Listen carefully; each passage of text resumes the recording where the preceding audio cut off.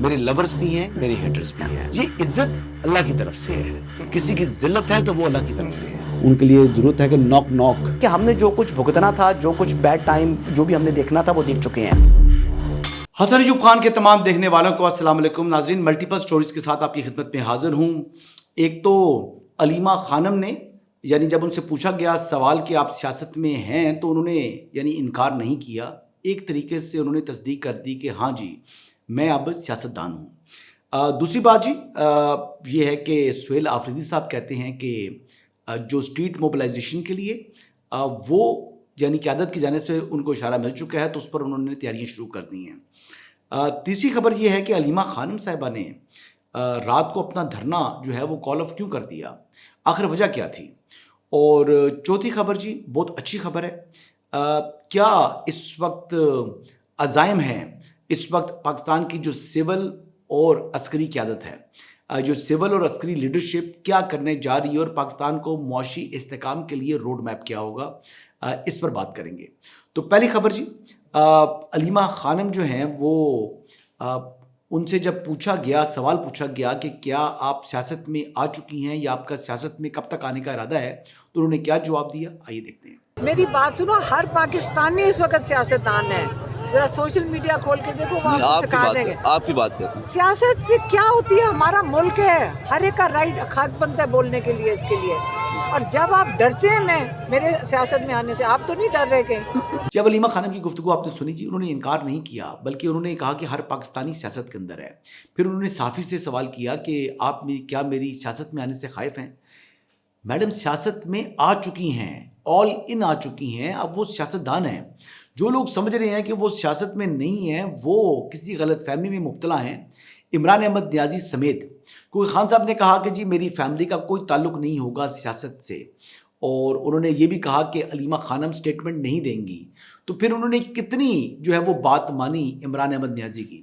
اب سوال یہ ہے کہ جس دن سے علیمہ خانم کو بیان دینے سے روکا گیا تو ایک دن کے لیے ان کی دوسری بہن نے سٹیٹمنٹ دیا، لیکن اس کے بعد وہ خاموش ہوگی دوسری دونوں بہنیں، اور علیمہ خانم مسلسل سٹیٹمنٹ دیتی ہیں. ان کا بیسیکلی آبجیکٹو وہ پارٹی کو ہائی جیک کر کے یہ پارٹی کو اپنی مٹھی میں کرنے کے بعد خود کو پاکستان تحریک انصاف کا بڑا رہنما اور لیڈر وہ ظاہر کرنا ہے، اور بتانا یہ ہے کہ وہ خود کو عمران احمد نیازی کی ریپلیسمنٹ تصور کر رہی ہیں. اپنے ان کے عزائم یہ ہیں. اب دیکھنا یہ ہے کہ اس حوالے سے وہ کیا ریپلیس کر پائیں گی اپنے ہی بھائی کو.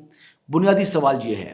اب بظاہر تو وہ یہی کہتی ہیں کہ وہ عمران خان صاحب کے لیے جدوجہد کر رہی ہیں، وہ ان کا بھائی ہے اور ان کے لیے وہ ہر حد تک جائیں گی، لیکن جو گراؤنڈ ریئلٹیز یہ ہیں کہ فائنینشیل انٹرسٹ بھی ہیں، پولیٹیکل انٹرسٹ بھی ہیں، اور اپنی ایک سیلف پروجیکشن ہے، اپنا قد کاٹ بڑھانا ہے، اپنے آپ کو پرومیننٹ ظاہر کرنا ہے. اور پارٹی کے جو پرانے درینہ کارکنان ہیں جو پہلے سے عمران احمد نیازی کے ساتھ رہے ہیں، ان تمام کے تمام لوگوں کو انہوں نے بذریعہ سلمان اکرم راجہ پولیٹیکل کمیٹی سے آؤٹ کر دیا ہے. اب دیکھ لیں کہ پولیٹیکل کمیٹی میں علی محمد خان نہیں ہے. علی محمد خان صاحب پولیٹیکل کمیٹی کا حصہ ہی نہیں ہے، لیکن شاہد خٹک ہے. علی محمد خان جو ہیں وہ پولیٹیکل کمیٹی کا حصہ نہیں ہے، اور پارلیمانی لیڈر بھی نہیں ہے، لیکن شاہد خٹک پارلیمانی لیڈر ہے. حالانکہ عمران خان نے اپنے دور میں جو وزارت پارلیمانی امور تھی وہ تو علی محمد خان کو دی ہوئی تھی. یا چیف وپ جو ہیں جو ڈوگر صاحب ہیں، ڈوگر صاحب بھی وہ پسے پش ڈال دیے گئے ہیں. اور امپورٹنس ہوگی کس کی وہ لوگ جو کہ لائلسٹ ہیں علیمہ خانم کے، جو کہ اس وقت اٹیچڈ ہیں سلمان اکرم راجہ سے. تو یہ گراؤنڈ ریالٹی ہے. اچھا، دوسری جو میں بات سہیل آفریدی کرنی تھی اس سے پہلے ہی میں علیمہ خانم کی دوسری بات کر لوں کہ علیمہ خانم نے رات کو اپنا دھرنا کال آف کر دیا. اب دھرنا کیوں کال آف کیا بات کیا ہے؟ کل تو 10 بجے نہ واٹر کینن کا استعمال ہوا، بلکہ اس مرتبہ تو وہ برساتیاں بھی پہن کر آئی ہوئی تھی. تو پھر وجہ کیا تھی کال آف کرنے کی؟ وجہ یہی تھی کہ انہوں نے سیاسی تھیٹر لگانا تھا. وہ تھیٹر لگایا.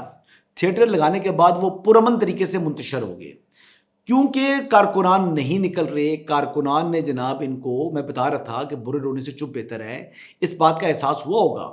اسی وجہ سے جو رات 2 بجے تک 3 بجے تک دھرنا چلتا تھا وہ کام جناب سردی کی وجہ سے سکڑ کر وہ رات 10 بجے ہی کال آف ہو جاتا ہے اور پرامن طریقے سے نہ کوئی نیگوسیشن ہوتی ہے نہ کوئی ان کو کچھ کہتا ہے, چپ کر کے نکل جاتے ہیں. وجہ یہ ہے کہ لوگ نہیں نکل رہے. لوگ اب ظاہری بات ہے کہ جانتے ہیں کہ جو یہ کرنا چاہ رہی ہیں, جو حاصل کرنا چاہ رہی ہیں, اس سے کوئی آبجیکٹیو حاصل نہیں ہوگا مائنس جو ان کی سیلف پروجیکشن ہے علیمہ خانم کی. تو اب کیا کر رہے ہیں, کارکنان آتے ہیں, حاضریاں لگاتے ہیں, ٹک ٹاک بناتے ہیں اور جناب وہاں سے چلے جاتے ہیں, اپنے فیس بک پیج پہ لگاتے ہیں وہ چیز, ویڈیوز جو وہاں پہ بنتی ہیں. کوئی ٹک ٹاکر جو ہے وہ ٹک ٹاک کے اوپر لگاتا ہے, کوئی جناب ٹویٹ کرتا ہے. اور ان کے اپنے حمایت یافتہ سوشل میڈیا اکاؤنٹس بھی یہی بات کہہ رہے تھے کہ جناب اس وقت جو کارکنان ہیں ان کی تعداد بہت کم ہے.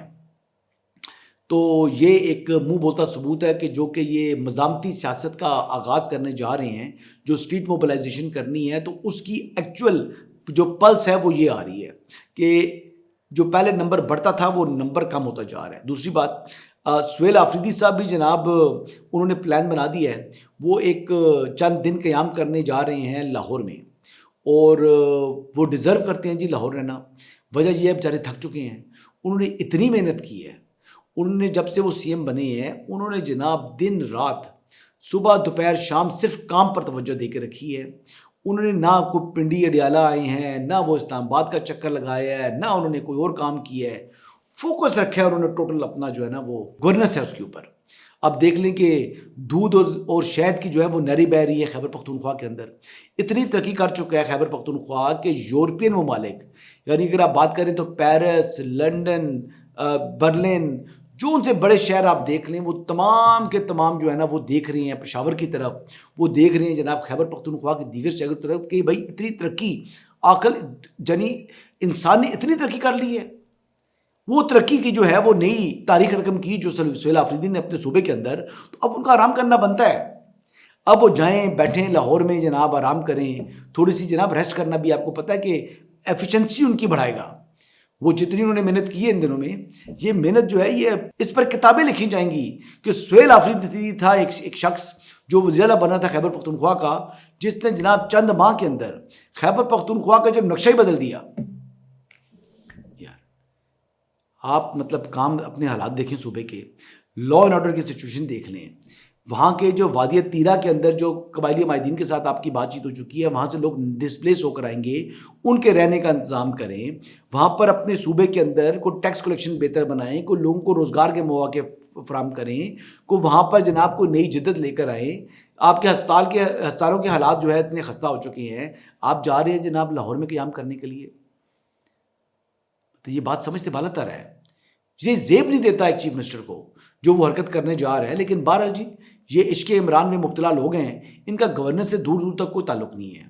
گورننس ان کی ایسی ہے کہ ایک چوکیدار کو آپ نے سب انجینئر لگا دیا پبلک ہیلتھ کے اندر, یہ آپ کا گورننس ماڈل ہے. اور جو یونیورسٹیز کے آپ نے حالات کیے ہوئے ہیں کہ جو آئی ایس ایف کے لوگ پوسٹنگ ٹرانسفر کرا رہے ہیں یونیورسٹیز کے اندر, یا جس قسم کی وہاں پر انہوں نے اندھیر نگری مچائی ہوئی ہے. تو میں اس دن ایچ ایس سی کے ایک ذمہ دار سے بات کر رہا تھا, وہ سر پکڑ کے بیٹھے ہوئے ہیں, وہ کہہ رہے ہیں کے پی کے کی یونیورسٹیز کے حالات ہی کوئی نہیں بچے. لیکن بہرحال جی یہاں پر جناب وہ تعلیم کے اندر انقلاب لے کر آئیں گے. ہیلتھ اور ایجوکیشن تو مین بنیادی باتیں ہیں, دونوں کے اندر جو ہے بڑا فرق ہوا ہے. لیکن سہیل آفریدی صاحب کی ترجیح ہیلتھ ایجوکیشن نہیں ہے نا جی. وہ جا کے بیٹھیں گے وہاں پر لاہور کے اندر, وہاں پر جناب لبرٹی مارکیٹ جانا ہے, انہوں نے فلاں جگہ جانا ہے, لبرٹی سے کوئی شاپنگ کرنی ہوگی, فیملی کو یا چھٹیاں ہوگی, بچوں کو تو گھمانا ہوگا, یہی سوچا ہوگا. تو انہوں نے کہا چلیں سی ایم بھی بنے بیٹھے رہیں گے وہاں پر, اور جناب وہاں پر ایک 10 منٹ کی ویڈیو بھی بنا لیں گے اور سیر سپاٹا بھی کر لیں گے. وہاں پر جناب لاہوری کھانے بھی بڑے مزیدار ہوتے ہیں, تو وہ بھی انجوائے کر لوں گا. بہرحال جی اچھا جی, پاکستان کی جو سیاسی اور عسکری قیادت ہے جس میں prime minister of Pakistan Muhammad Shehbaz Sharif اور chief of defence forces field marshal Saeed Asim Munir, ان دونوں نے یہ ٹھان لی ہے کہ پاکستان کو معاشی طور کے اوپر اب مزید جو ہے وہ طاقتور کرنا ہے. پاکستان کی جو ملٹری مائٹ ہے وہ تو دنیا تسلیم کر رہی ہے, لیکن پاکستان کو معاشی طور کے اوپر جو ہے وہ جو مشکلات ہیں, جو چیلنجز ہیں, اس سے پاکستان کو باہر نکالنا ہے. تو ایک چیز تو یہ ڈیسائیڈ ہو چکی ہے کہ جو ٹارگٹ سیٹ کیا گیا جی, وہ ٹارگٹ ہے جی $60 بلین تک جو ہے وہ آپ کے جو فورن ایکسچینج ریزروز ہیں ان کو لے کے جانا ہے. $60 بلین جو ہے وہ بہت اپ ہل ٹاسک ہے. اور دوسری بات یہ کرنی ہے کہ اس ضمن میں یعنی آپ نے کس طریقے سے آگے بڑھنا ہے، یہ اب ایک پورا روڈ میپ انہوں نے تیار کر لیا ہے، جس کے اندر جو آپ کے اخراجات ہیں حکومت کے وہ تو کم کرنے ہی کرنے ہیں۔ دوسرا یہ ہے کہ جناب جو ڈومیسٹک بوروئنگ ہے، جو پاکستان بینکوں سے قرض لیتا ہے، یعنی ڈومیسٹکلی قرض لیتا ہے، اس سے بھی خود کو نکالنا ہے جی۔ ڈومیسٹک بوروئنگ ختم کرنی ہے۔ جو آپ کے اوپر اوور ہیڈز آ رہے ہیں اس وقت کے، جس طریقے سے آپ کو کیپیسٹی چارجز پے کرنے پڑتے ہیں، تو اس سے بھی پاکستان کو نجات دلانی ہے۔ یہ پورا ایک معاشی پلان جو ہے وہ تشکیل دیا گیا ہے، ایک خاکہ پورا تیار ہے، اور پاکستان کو یعنی معاشی طور کے اوپر ایشین ٹائگر بنانے کی طرف بڑھنا ہے۔ اب دیکھیں $60 ارب تک ریزروز کا جو ٹارگٹ سیٹ کیا گیا ہے یہ اچیویبل ہے، لیکن یہ موجودہ حالات کے تناظر میں اگر دیکھا جائے کہ آپ کی جو اخراجات ہیں اور جو انکم ہے جو آپ ری پیمنٹس کرتے ہیں، تو اس میں تو یہ بظاہر ناممکن دکھائی دے رہا ہے، لیکن یہ جو ٹارگٹ سیٹ کرنے والے دو لوگ ہیں یہ ہمیشہ ایسا ہی چیلنج لیتے ہیں، اور اللہ تعالیٰ ان کو کامیابی بھی دیتا چلا آ رہا ہے۔ میں تو کہوں گا جو چیف آف ڈیفنس فورسز ہیں سعید عاصم منیر، ان کا بھی خاص انٹرسٹ ہے اس معاملے کے اندر۔ جیسے آپ کو پتہ ہے کہ بہت سے پاور پلانٹس جو تھے ان کے ساتھ یہ معاملات طے کرنے میں انہوں نے جو ISI تھی اس کو بھی جو ہے وہ انگیج کیا تھا بیچ میں گورنمنٹ کے ساتھ بیٹھ کر، تو پھر انہوں نے یہ معاملات طے کیے تھے۔ تو اب یہ دیکھیں $2 ارب تو جنوری کے اندر پاکستان کو انشاءاللہ موصول ہو جائے گا لیبیا سے۔